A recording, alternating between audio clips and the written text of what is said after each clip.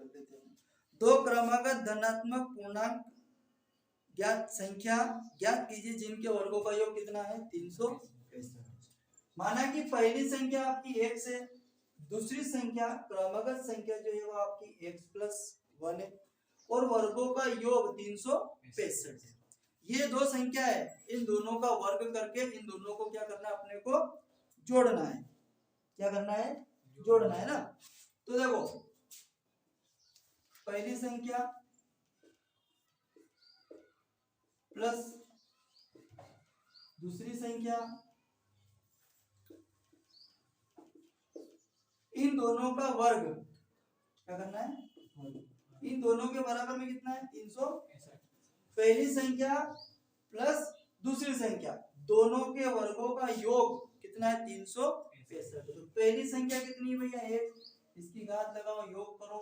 दूसरी संख्या x+1 इसकी घात लगाओ बराबर 365। दोनों संख्याओं के वर्गों का योग इन दोनों का वर्ग करेंगे फिर जोड़ेंगे और इन दोनों के बराबर कितना आ जाएगा आपका 365।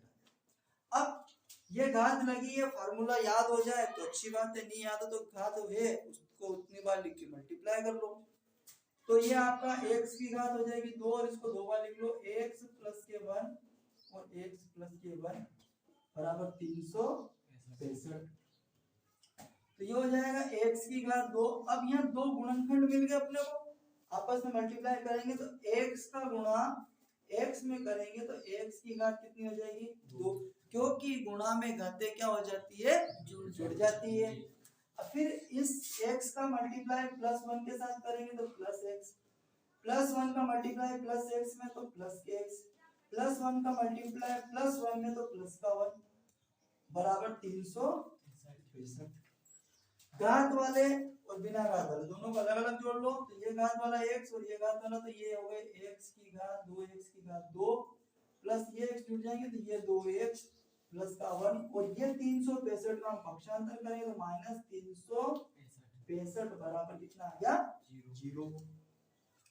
यहाँ से 2x की घात 2 प्लस के 2x 365 में से एक घटा देंगे तो -364 बचेगा बराबर 0।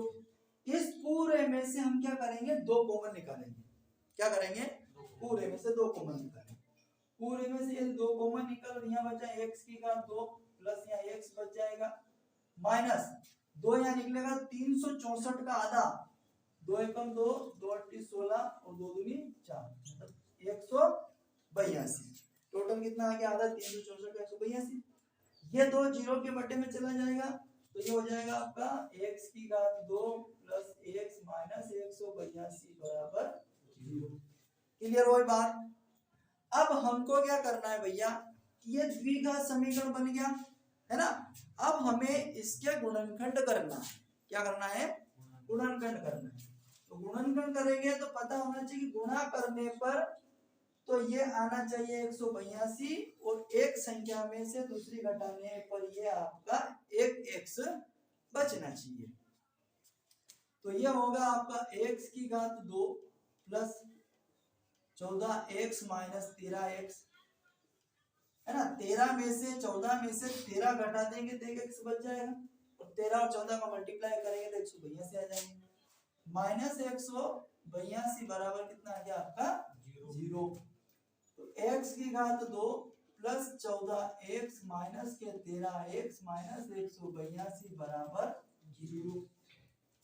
यहाँ से 2 के ग्रुप बना दो तो यहाँ से हम कॉमन निकाल लेंगे भैया x, तो यहाँ x बचेगा और x का इसमें से भी बचेगा तो यहाँ पे आ जाएगा तो यहाँ कितना बचेगा आपका 14।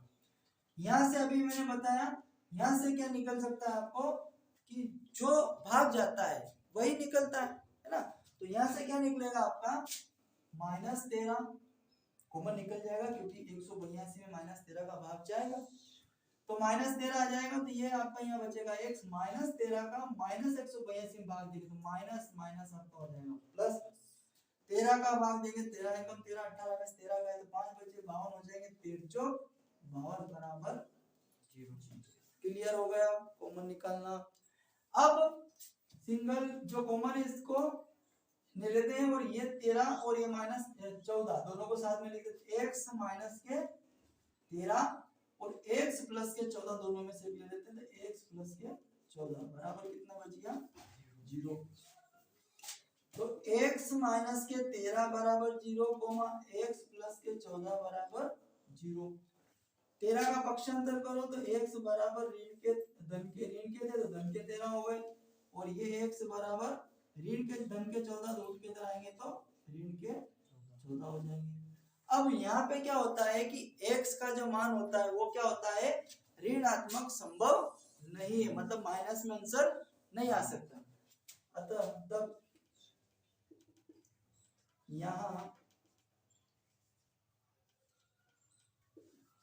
x का मान ऋणात्मक संभव नहीं है। तब x बराबर हम किसको लेंगे 13 को। तो हमें पहली संख्या क्या मिली 13 है ना, पहली संख्या x 13 थी है ना, पहली संख्या अपनी क्या है x और x की वैल्यू कितनी है 13। तो पहली संख्या है, दूसरी संख्या निकालनी है, दूसरी संख्या बराबर कितनी है x प्लस के 1। तो x की वैल्यू कितनी है 13 प्लस के 1 बराबर कितना आ गया 14।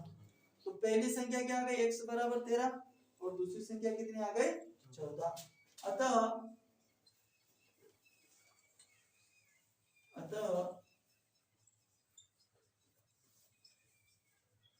पहली संख्या 13 व दूसरी संख्या